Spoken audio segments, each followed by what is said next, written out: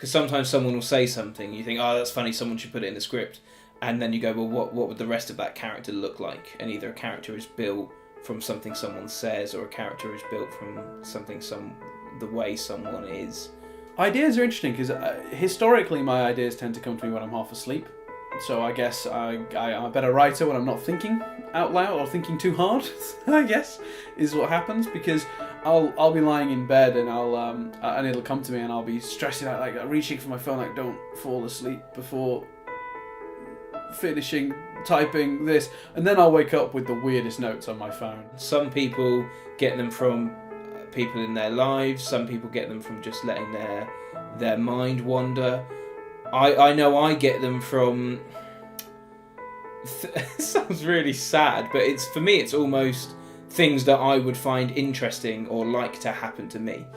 Do you know what I mean? Like little scenarios, little situations you get yourself into, and my mind wanders about where those scenarios could go, and I'm like, well, that scenario is pretty interesting. I'll put that in a script.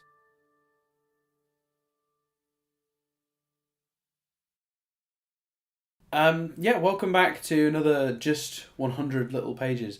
The sort of vlog type thing where I humiliate myself every 2 weeks in order to point out how ineffective I am as a screenwriter, because why not? In the last one I sort of misspoke, really, because I sort of described if I'd written anything before now, I'd come back and tell you, I failed. But, I mean, obviously I want to do an episode talking about like ideas, where ideas come from, and obviously getting an idea for a script doesn't come immediately. And what I told myself when I first had the concept for recording these sessions was, whatever the next idea I have is, that's the one I'll do. Because for me, this isn't really about producing a script I can sell or make or use in any way. The goal for me is just to finish a script, meaning that I have to approach this, whether it's what happens or not, my approach to this is going to be that it's going into a drawer and never being seen again when I'm done. And I have to look at it that way, because the goal is to get me passionate about writing again, and not to be thinking, is this sellable? Will this get me an agent? I don't want any of those thoughts clouding this. I want this to be just pure creativity, pure fun, just pouring out of me, as much as I want. So what I told myself was, whatever the next idea you have is, that's the one you're going to write. And I made that promise to myself when I first had the idea for these sort of vlogs. And then Christmas came, and I was back home. And I think it was just the day after Boxing Day. It was like the 27th of December. And this is going to sound ridiculous, because never, of all the times for this to happen to me, it has to happen on the one I'm documenting. But the idea sort of came from a dream. And I don't know how comfortable I feel admitting that, really, because I've always thought that was horseshit, if I'm being completely straight with you guys. Because to me, it just sounds like that sort of bullshit thing a pretentious person says. Like, I didn't for a second believe that James Cameron had the dream he claims he has, where he saw the exoskeleton rising out of the flames and went Terminator. Like, it just seems impossible to me. It just seems ridiculous. It's a difficult one because it's never happened to me personally, but it makes a lot of sense but I think in some ways it's the equivalent. It's similar to what I talk about. I imagine scenarios I would like to see myself in. In a way, dreams in some ways are maybe representations of fears, representations of hopes, and those are the things that writers draw from. So I can understand it. I would struggle to believe a fully formed idea was there. And I would struggle to believe, and most people dream in the first person, don't they? I don't think it's a thing for people, you know what I mean? If it's about other people, you are there as well. I think, I've not really looked into dreams, but my experience certainly is I'm always in the dream. But my dreams have always been a little unusual from what I've gathered, because I tend to dream, and not tend to actually, I think it's 50-50, but I do have a lot of dreams in third person, which means I'm sort of outside of a thing, watching it happen like I would be a film. And usually it will shift within the dream. So like a part of the dream I'll be watching it happen as if I'm a sort of a ghostly spectator. And then sometimes I'll suddenly morph into one of the characters I've been observing. The character most close to myself, I suppose. I don't really know. And I'd had a dream over Christmas that was just one particular exchange between two characters just fascinated me. There was a certain emotional pull to it that when I woke up the next morning, it's all I could think about, this scene. And keep in mind, at this point, even though I've promised myself the next idea I have is going to be this, I've forgotten about this. It's gone. Not in my brain at all. And I wake up and I just start writing. And I've never done this. Again, a first. Again, the first time this ever happens to me is an occasion in which I'm documenting it, which is annoying. But I have pages. I suddenly have 3.5 pages of script. Because this scene just occurred, and it was just, I couldn't get out of my head, so I just put it down. My girlfriend's sleeping beside me, she hasn't woken up yet, no one else has. It's like 6, 7 in the morning. The dream sort of woke me up. It was it got so in my head. And I jotted it down quickly. In fact, I wrote it on my phone, because I have a screenwriting software on my phone. And I wrote these 2 or 3 pages, and then I was like, relief. That's out of my brain now. I can go back to sleep. And then I tried that, and it didn't work, because I just kept thinking about the idea. I just kept thinking about how did those people get to this place? How did this scene come to be? Where did these characters come from to have these opinions?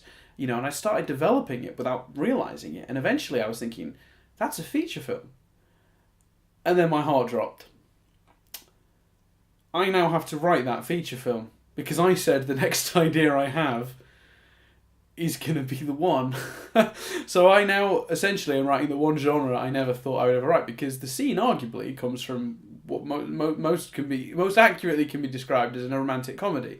And I don't feel it is a romantic comedy alone, but I feel at heart, if you were to boil it right down, that's what it is. That's what it would be classed as by the general public.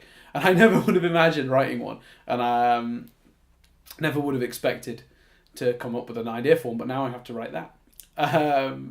So I have pages, and I've also got this video, which I'm sure I'll show you in a second, of that morning that I filmed when I realised that I would have to make this now, where I sort of sleepily whipped out my camera and just writing the script now. I've had an idea and I'm really excited about it because I remembered I'd have to document it. So there's some really quite drowsy footage of me doing that.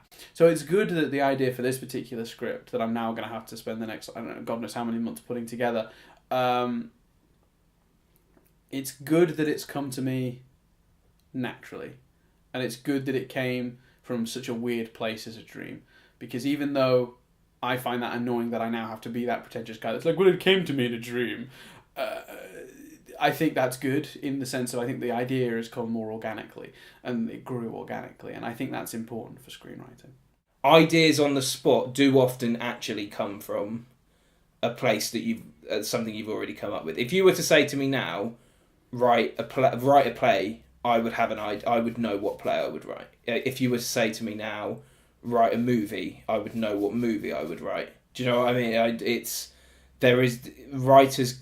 I think maybe what writers do that other people don't is there's a part of their brain that doesn't let go of those random ideas. There's a part of their brain that has them all the time, especially if they like them. With my ideas, I tend to only write down the acceptable to good ones. Because I have a spectrum for my ideas. There's the absolute dog shit ideas that just no one will ever make, but it's occurred to me for some bizarre reason. Those ones I tend to not write down. But I do have several folders on my computer with log lines for scripts. Sometimes just descriptions of a person that I find interesting.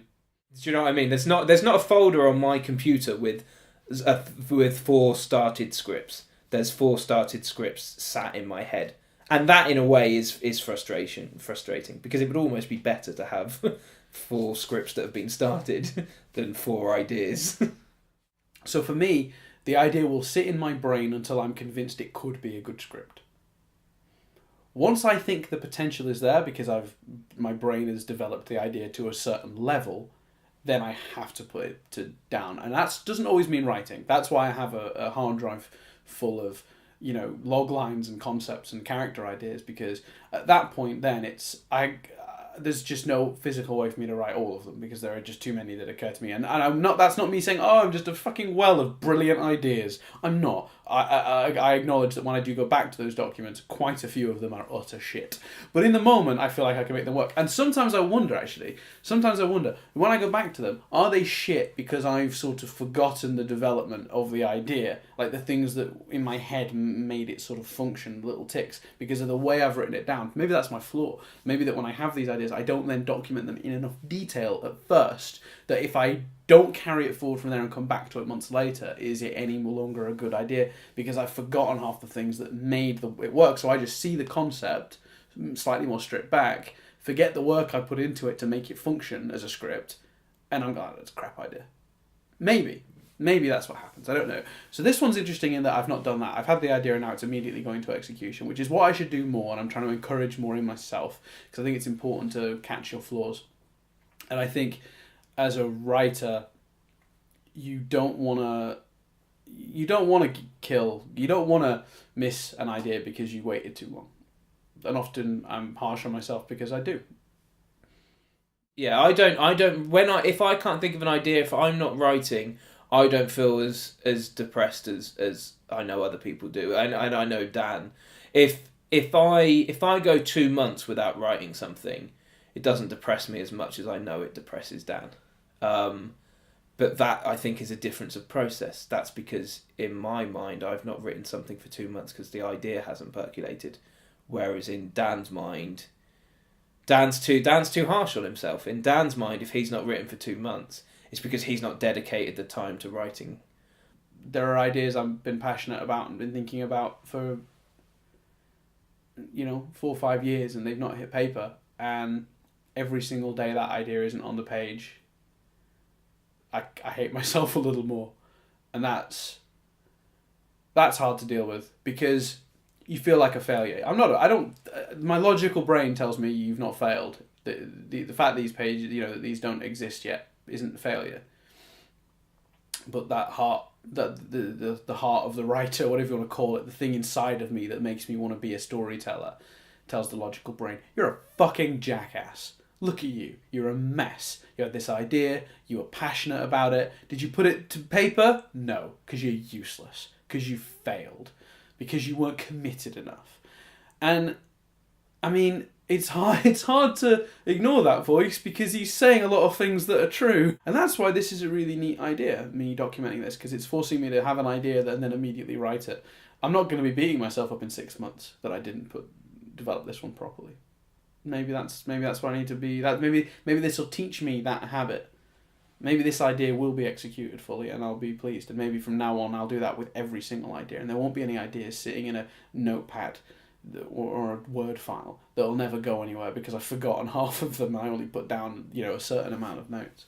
Because the only way to truly execute the idea to the fullest extent where I'm not going to do that is to write it.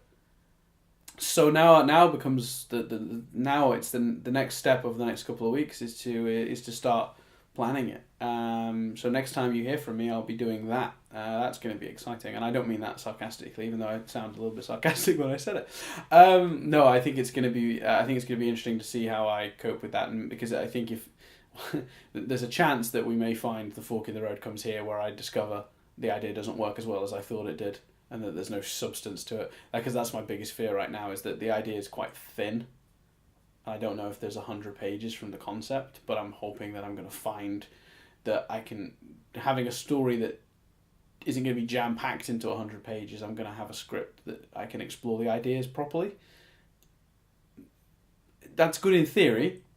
And I'll probably be back next week or in 2 weeks' time to tell you if that theory proves itself in practice.